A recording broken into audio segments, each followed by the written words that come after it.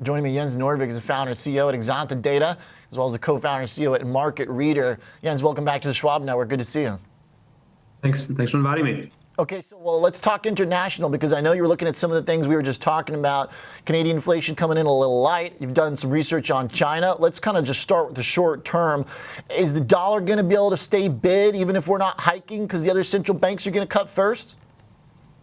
Yeah, I think we definitely have. If we look at all the inflation data that's coming out around the world, we have a divergence where things are looking like it's improving, lower inflation in the rest of the world, right? And we've had this sticky trend in the US. So there's some difference there. And I think that means that many central banks around the world are going to be looking at cutting before the Fed. And obviously that rate differential is an important variable in the dollar outlook. So it's pretty hard to sort of say, okay, the dollar is about to get a lot weaker when you look at that. Obviously, that's not the only parameter that's relevant for the dollar. It's important what's going on with global growth. It's important what's going on with asset allocation. But it is certainly an important variable, and it's hard to get very bearish the dollar if the Fed is amongst the most conservative central banks in the world. Now, does the dollar, though, have a limited heights if we're not hiking, or if our economy doesn't get the same boost, if others are going to cut quickly? What does that feedback timeline look like, Jens? How much can we figure that out? I think the tricky thing about the dollar is that we've essentially been on a strong run since 2014, right? So we're 10 years into a pretty strong trend for the dollar. And we're getting to levels in a number of crosses, like dollar yen is extreme, right? Where we're at a multi-decade high. So that doesn't mean that the dollar cannot go a little bit further, right? But it's already come a very long way. And I speak to global investors all the time. There are certainly many big investors around the world that have concerns that, there's long-term issues in the U.S. economy. Fiscal deficit is very big. Can this economy really continue to hold up if we need to have fiscal tightening around the corner? So that's one of the reasons why people are reluctant to have big dollar positions here. So to be honest, I think we're kind of in a range environment here over the summer period until we get a clear catalyst. And I think the catalyst really is actually not so much on inflation anymore, but actually evidence that the economy is slowing, right? So people are hyper-focused on the labor market. Is there anything new going on there? And I think that's going to be the next catalyst and most important one. Okay. All right. Love that. Jens, let's talk China here. It's been one of the comeback trades of the year, if not the best rebound trade, leading international markets in the second quarter. What is the most important thing to figure out to assess if it can continue? Yeah. So China has kind of reluctantly engaged in a stimulus in the real estate sector, where there is talk about them essentially buying up empty properties, right? To rebalance the real estate market, they're going to take off all those. People talk about ghost towns, but like lots of empty properties that have not been sold. The public sector is going to take those. There's going to be some form of social housing coming out of that. And we can see in some of the high frequency data that activity in the real estate market is starting to pick up a bit, probably because sentiment is helped by that prospect of government intervention. So that, I think, is good news, right? But the problem was the challenge that they were facing in terms of overbuilding, overpriced real estate is a very big one, right? So there's no silver bullet. There's no super easy solution to this. So I think what they've done here is that they've removed some downside risk by coming in and supporting the market, right? But consumer confidence is really very depressed in China. Like one extreme indicator of that is that fertility in China has gone down as well. Like people have been so impacted by this weak economy that they don't want to expand their families anymore, right? So that shows what a big challenge they're facing.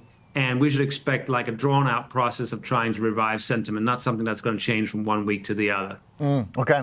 It looks like there is some seasonality potential to housing. You've got a good chart that looks at property sales in China, 30 cities, and how off the average of the last 7 years we are here in the red line. Pretty rough, but at least it does seem like seasonally there's a pretty good summer pickup that should maybe help us get back on track, or help them rather. Yeah, I think there's some of the other high frequency indicators that we track in China, such as like, interest in getting new mortgages is starting to pick up a little bit. So that very depressed picture that we've seen so far, perhaps there's some hope that we're sort of beyond the very, very worst, right? But it's a challenging situation they have. They've been overbuilding for at least 10 years, right? So that overhang is not going to be solved from one day to the other. If we go back in the US, right, and think about how long after the financial crisis did it take for the housing market here in the United States to reach more of an equilibrium? It certainly took 5, 6, 7 years, right? And we're a couple of years in China, right? So it'd be surprising if they can fix the problem in a couple of weeks, a couple of months. This is something that is a multi-year process. And I think it's fair to say that consumption in China is unlikely to have any boom. And this is actually also important to what's going on with the inflation outlook globally, right? Because one of the things that's going on a global scale that is impacted by China is that China is exporting a lot of goods right now to the rest of the world, partly because they have such weak domestic demand. And that sort of extra supply of goods is part of the reason why inflation on the goods front is actually improving in a lot of places. We actually have more or less zero inflation in the goods part of the basket. It's only the services that is keeping it very high, with the US an especially important example of that. That's very interesting because it kind of challenges what might be this common theory of China getting back on its feet as a source of demand to lift some of the demand for commodity prices, but they're also pushing out tons of goods at a higher productivity rate, then that helps. Do you believe that China is a major force for movements in the copper market recently? Or, I mean, crude's basically been stuck under 80, so it doesn't seem like it's shown up there. Yeah, no, in the commodities space, you have very, very interesting divergence, right? Where, if anything, crude oil prices are kind of heading low over the last couple of weeks, right? And at the same time, we have obviously gold prices in a major, major rally, and copper has been an even more extreme bullish situation, right? So I certainly think for gold, there's quite a bit of evidence that the sort of fresh demand is coming out of China. So I think China is important to that story. But the question really is whether you can tie those metals prices with sort of traditional economics, right? Because gold is typically accumulated kind of for non-economic reasons, right? And the question is what's going on with copper, right? So is it because they're exporting a lot of industrial goods to the rest of the world? Or is that copper also being sort of accumulated for, strategic inventory reasons? And the data on that is very opaque. So that's one of the big questions I think investors around the world are going to try to figure the answer to over the next couple of months. It looks like while that one might remain a mystery, the gold one is not too mysterious, right? It seems like the data is pretty clear that they are piling up on gold. Yeah, I think on the gold front, we can see it on many different measures, right? So, like, just one way of looking at it is, Chinese imports of gold clearly have settled at a much higher level than we were used to in recent years, right? So that's something that's very concrete. And the good thing about the trade data is that we can cross-check it, right? So even if we don't always believe the Chinese data, we can check it, like who's exporting that to China. And that trend is very, very clear. We can also see it on the futures exchanges, right? So we're used to, okay, the COMEX, the US gold market has big swings, but actually in terms of like the sort of really trend increase in open interest in Shanghai, if anything, it's higher, right? So there's a lot of evidence that points to China really being at the core of this gold move.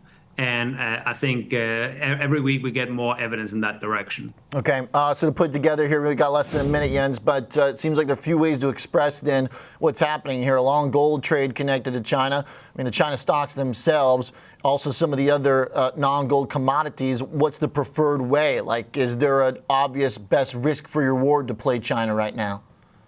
Well, I think on the gold front, what I think is perhaps interesting is if you want to have a long gold exposure, it doesn't have to be versus the dollar, right? If you're a bit on the fence as to whether the dollar is going to start to weaken, like maybe you want to be long gold versus some other currencies. Maybe it's gold yen, maybe it's gold euro. Those are ways where you can get the long gold exposure without having the dollar exposure embedded in it. And I think that's been working quite nicely over the last couple of months and actually being a sort of better risk reward trade than the straight up traditional gold versus the dollar. All right. Like it. Some creativity, international trade from an international man. Thank you, Jens.